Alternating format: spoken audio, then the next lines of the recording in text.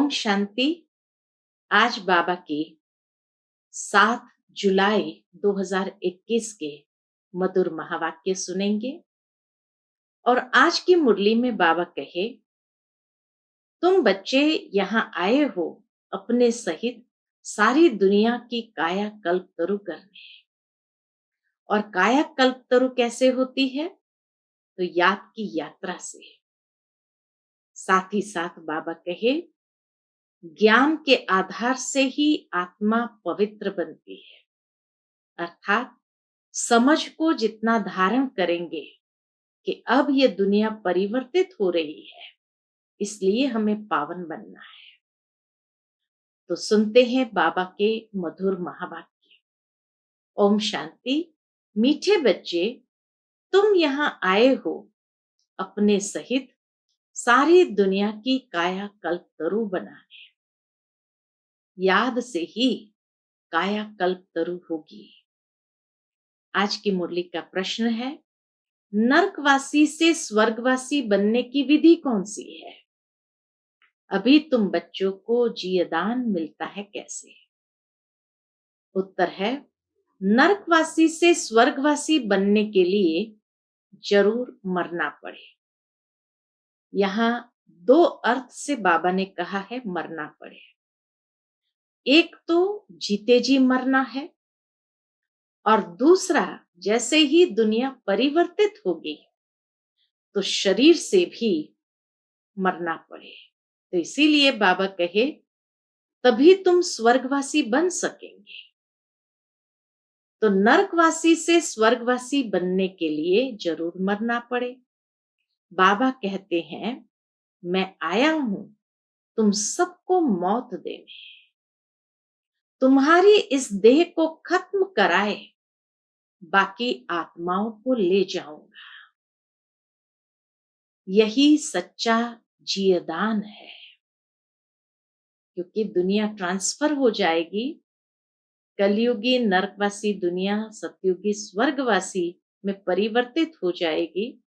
तो बाबा जब हम बच्चों को ले जाएंगे और फिर हम नीचे सतयुगी स्वर्गवासी बन करके देव स्वरूप में नीचे अवतरित होंगे, तो यही तो सच्चा जीवदान है।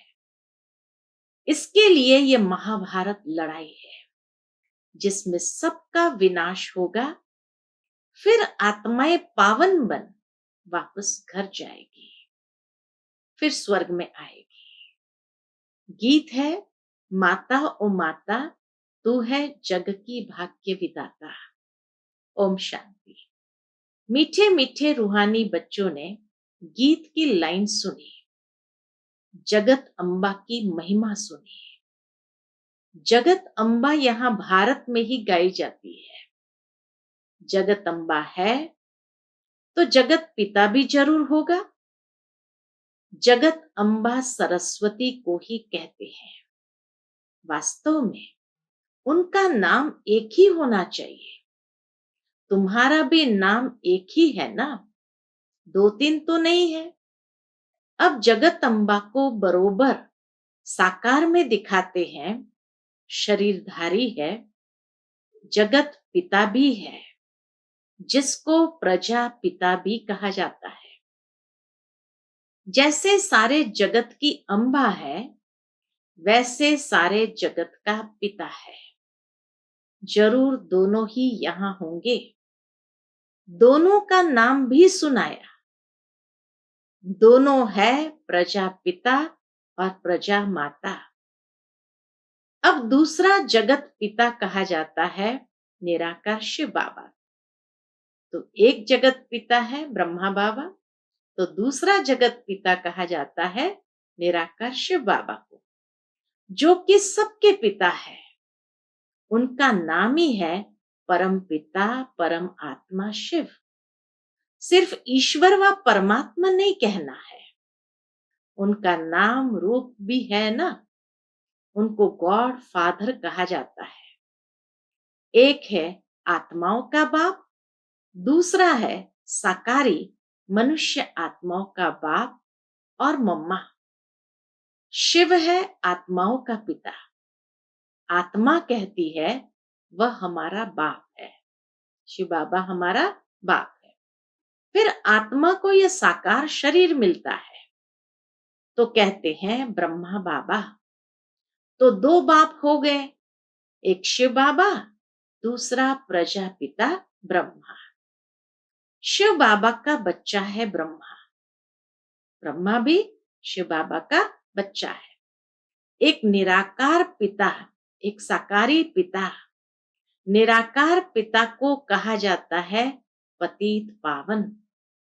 ब्रह्मा व सरस्वती को पतित पावन नहीं कहा जाता। पतित पावन तो एक है, यह दो हो गए। सब पुकारते हैं कि पतित पावन आओ, तो दो बाप हो गए। शिव बाबा है रचयिता, नई दुनिया रचते हैं तो पहले ब्रह्मा को जरूर रचना है। सबसे पहले ब्रह्मा को रचना है। विष्णु और शंकर को कभी प्रजापिता नहीं कहते हैं, ब्रह्मा को ही प्रजापिता कहते हैं। तो शिव बाबा प्रजापिता ब्रह्मा द्वारा एडॉप्ट करते हैं, कहते हैं हम शिव बाबा के बच्चे हैं। शिव बाबा ने इसमें प्रवेश कर एडॉप्ट किया है। वही आत्माओं को पावन बनाते हैं। आत्मा ही पतित बनी है, इस कारण शरीर भी पतित मिलता है। सोने में चांदी, तांबे, लोहे की खाद डालते हैं तो आत्मा में भी खाद पड़ती है। असल में आत्मा पवित्र मुक्ति धाम में रहने वाली है, जहां शिव बाबा भी रहते हैं। अब शिव बाबा प्रजापिता ब्रह्मा एक को बाप, एक को दादा कहेंगे। एक को बाप, एक को दादा कहेंगे। यह तो तुम जानते हो। क्या जानते हैं? सब मनुष्य मात्र शिव की संतान है। शिव वंशी फिर है ब्रह्मा कुमार कुमारियां। शिव बाबा और दादा इकट्ठे हैं। शिव बाबा इसमें विराजमान है, ब्रह्मा बाबा में विराजमान है। हमको ब्राह्मण बनाए, राजयोग सिखाते हैं। मनुष्य को देवता बनाने, राजयोग सिखाते हैं मनुष्य को देवता बनाने। देवताएं रहते हैं सतयुग में। देवताओं को पतित पावन, ज्ञान का सागर नहीं कहा जाता, उनको बाबा भी नहीं कहा जा सकता। अब तुम विष्णुपुरी के मालिक बन रहे हो। विष्णु के दो रूप लक्ष्मी नारायण है, ये मनुष्य नहीं जानते हैं। जो भक्ति करते हैं उनको दो बाप जरूर है। सतयुग में एक बाप होता है। वहां ऐसे नहीं कहते कि हे परमपिता परमात्मा, दुख हरता सुख करता आओ। वहां तो देवी देवताओं का राज्य था। वे कभी हे गॉड फादर, लिबरेटर नहीं कहेंगे। देवताएं ऐसे शब्द कभी नहीं कहेंगे। वहां कोई पतित दुखी होते ही नहीं जो पतित पावन को बुलाएं। तुम जानते हो भारत में आज से 5000 वर्ष पहले देवी देवताओं का राज्य था। पीछे फिर 1250 वर्ष बाद होता है राम सीता का राज्य। बाप सिद्ध कर बताते हैं सतयुग त्रेता में तुमने 21 जन्म लिए, ब्राह्मण, देवता, क्षत्रिय, वैश्य, शूद्र, सब भारत में ही बनते हैं। बाप आकर पुरानी दुनिया को नया बनाते हैं, रिजेन्युएट करते हैं, काया कल्प तरु बनाते हैं। रिजेन्युएट माना पूरा नया बनाते हैं, अर्थात काया कल्प तरु बनाते हैं, अमर बनाते हैं। तुम बच्चों को बाप आकर अमर लोक का मालिक बनाते हैं। जब भारत अमर लोक था तब देवताओं का राज्य था। सीढ़ी उतरते उतरते मृत्यु लोक के आकर मालिक बने हैं। कहते हैं ना हमारा भारत, तो प्रजा भी मालिक हुई ना। तुम भी कहेंगे हमारा भारत, हम भारत के मालिक थे परंतु नरकवासी। देवताएं कहेंगे हम स्वर्गवासी हैं, तुम भी स्वर्गवासी थे, फिर 84 जन्म भोग नरकवासी बने हो। यहां भारत में ही शिव बाबा जन्म लेते हैं। शिवरात्रि और शिव जयंती गाई जाती है। कृष्ण जयंती भी मनाते हैं। उनकी तो वेला भी बताते हैं। फलाने समय माता के गर्भ से जन्म हुआ। श्री कृष्ण के लिए तो पूरी वेला भी बताते हैं कि फलाने समय माता के गर्भ से जन्म हुआ। सतयुग में जन्म तो जरूर माता के गर्भ से लिया होगा। कृष्ण जयंती होती है। सतयुग नई दुनिया में, फिर पुनर्जन्म में आने लगा। फिर वही आत्मा पुनर्जन्म में आने लगा। बाबा सिर्फ एक की बात नहीं करते। कृष्णपुरी सो विष्णुपुरी। राजाएं उतरते हैं तो सारी डिनास्टी उतरती है। उसमें राजा रानी प्रजा सब आ जाते हैं। जब चंद्रवंशी का राज्य होता है तो सूर्यवंशी का राज्य पास्ट हो गया, ट्रांसफर होकर चंद्रवंशियों को मिलता है, फिर वैश्यवंशियों को मिलता है।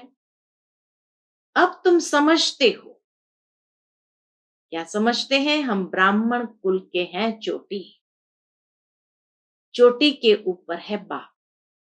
हम पहले ब्राह्मण थे, फिर शूद्र अथवा पैर बने, पैर से एकदम चोटी बनते हैं। पहले शिव बाबा, फिर है चोटी। बाबा ने तुमको ब्राह्मण बनाया है। अब तुम शिव बाबा को बाबा बाबा कहते हो। इस हिसाब से पौत्रे पौत्रियां हो गए। तुम जानते हो कि हम सब ब्रह्मा की संतान हैं।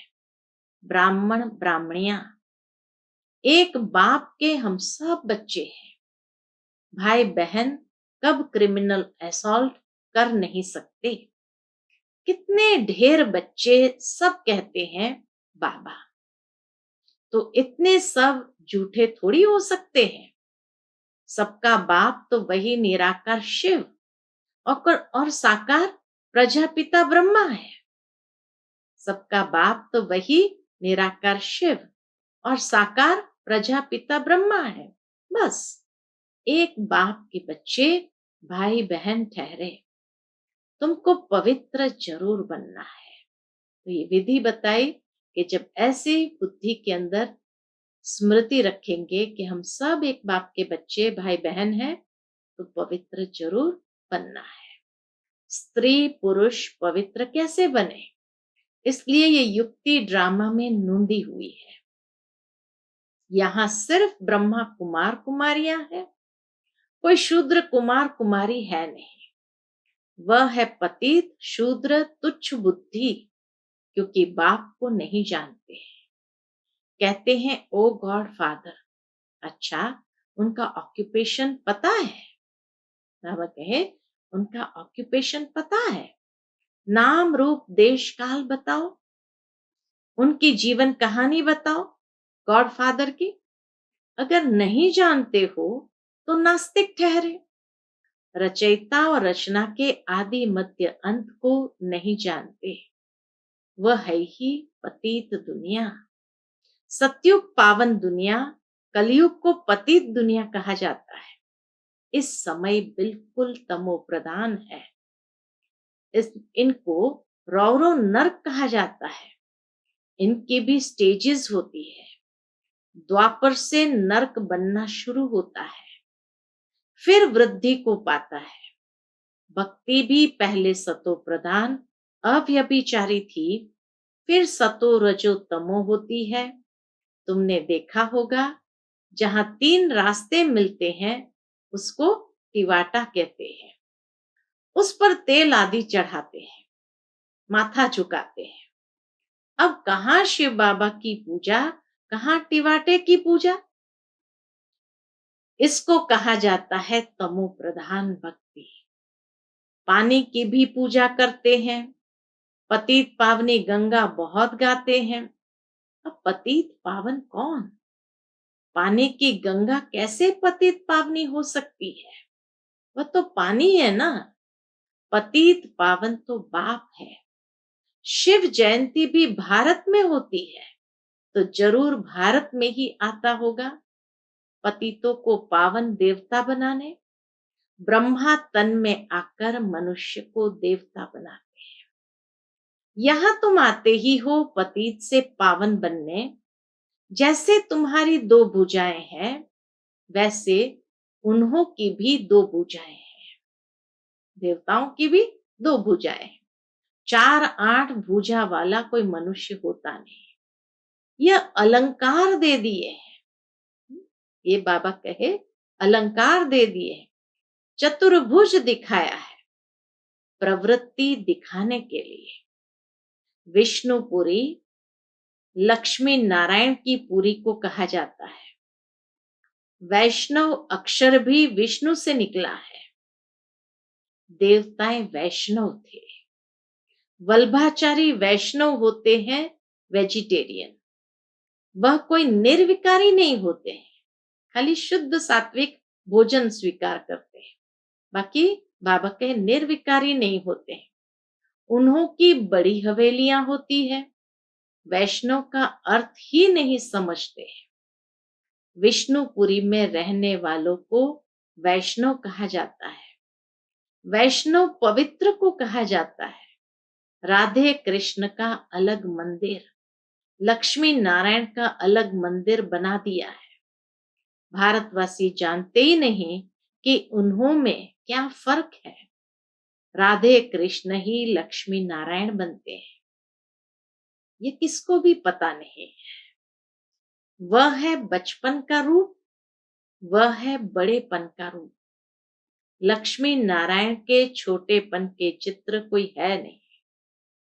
इसीलिए श्री कृष्ण उसका बचपन का स्वरूप, फिर लक्ष्मी नारायण। तभी तो प्रार्थना में जरूर गाते हैं श्री कृष्ण गोविंद हरे मुरारी, हे नाथ नारायण नम वासुदेव।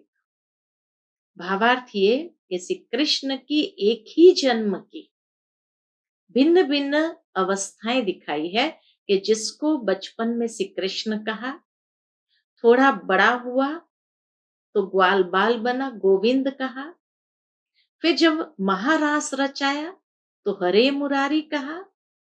वही जब राज गद्दी पर बैठते हैं तो उसको नाथ नारायण कहते हैं, वही वासुदेव है। तो इसीलिए बाकी और चित्र में कहीं नहीं स्पष्ट किया है कि राधा कृष्ण ही लक्ष्मी नारायण बनते हैं। ये किसको भी पता नहीं। वह है बचपन का रूप, वह है बड़ेपन का रूप।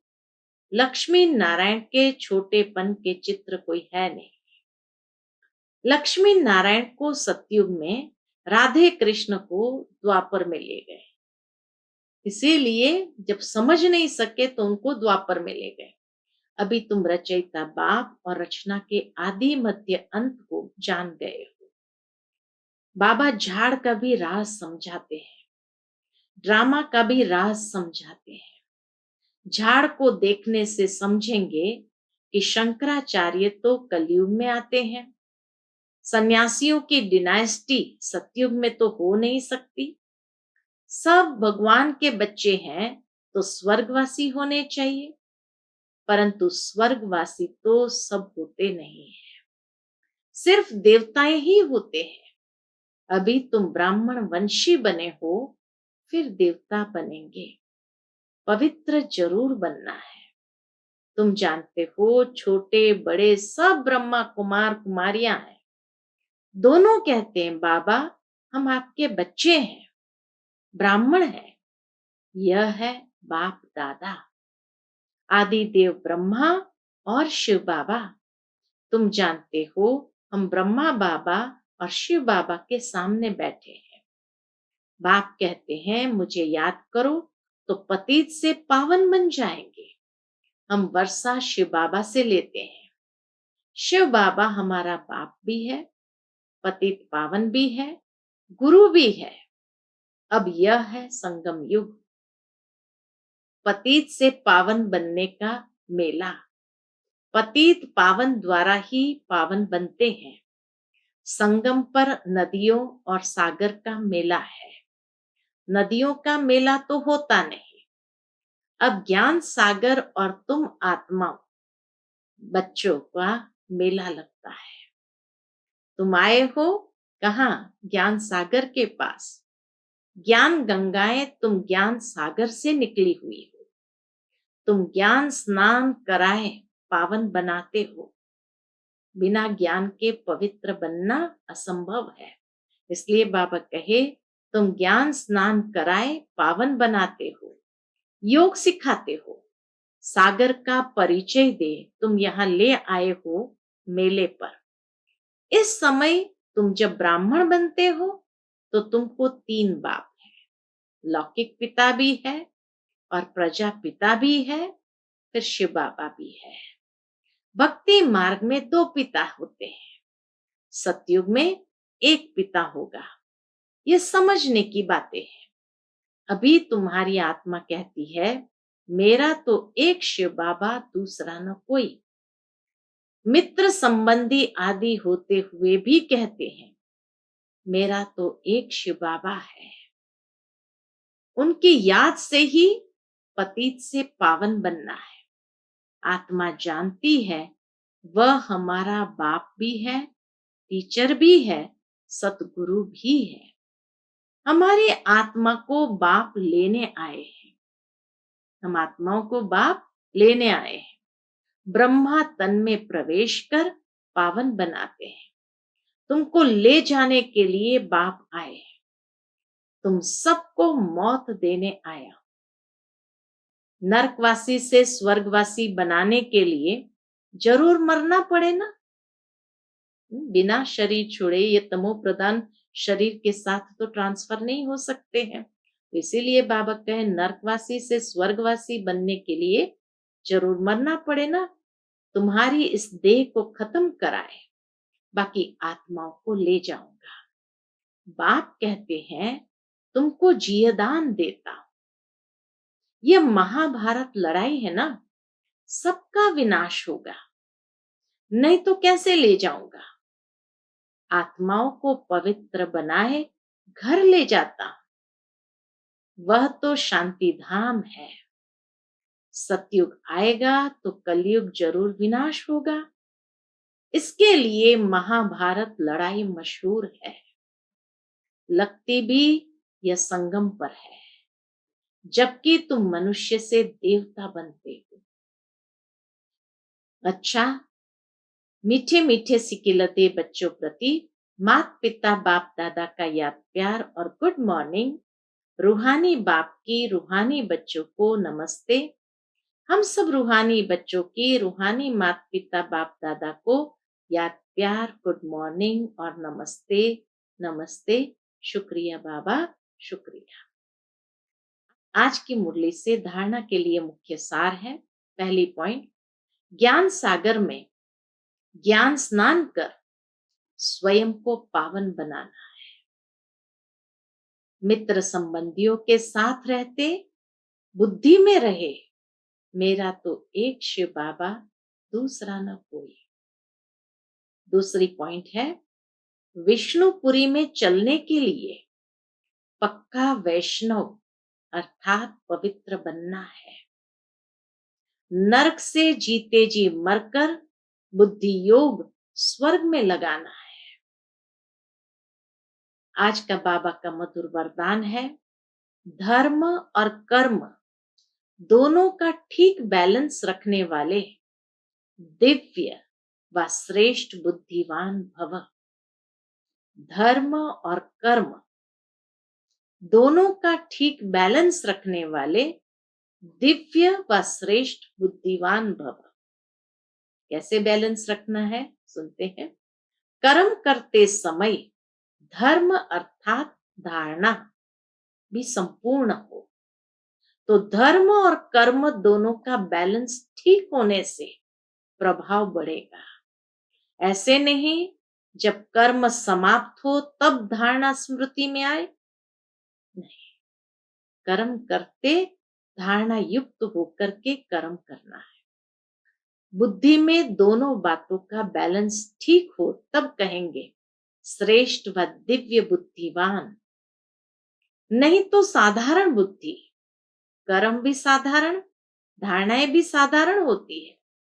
तो साधारणता में समानता नहीं लानी है, लेकिन श्रेष्ठता में समानता हो। साधारणता में समानता नहीं लानी है, लेकिन श्रेष्ठता में समानता हो। जैसे कर्म श्रेष्ठ हो वैसे धारणा भी श्रेष्ठ हो। उसी का नाम है बैलेंस। आज का स्लोगन है, अपने मन बुद्धि को अनुभव की सीट पर सेट कर दो तो कभी अपसेट नहीं होंगे। अपने मन बुद्धि को अनुभव की सीट पर सेट कर दो तो कभी अपसेट नहीं होंगे। अपसेट क्यों हो जाते हैं? क्योंकि कहीं न कहीं हम अनुभव की कमी है। तो इसीलिए मन बुद्धि को अनुभवी बनाना है, यानी ज्ञान की परिपक्वता से अनुभवी बनाना है। जब मन बुद्धि को ज्ञान की परिपक्वता से अनुभवी बना देते हैं तो कभी भी कोई बात में हम अपसेट नहीं हो सकते हैं। अच्छा, Om Shanti. To watch Peace of Mind channel videos on YouTube, subscribe us on youtube.com/TV Peace of Mind. Just a click for a peaceful life.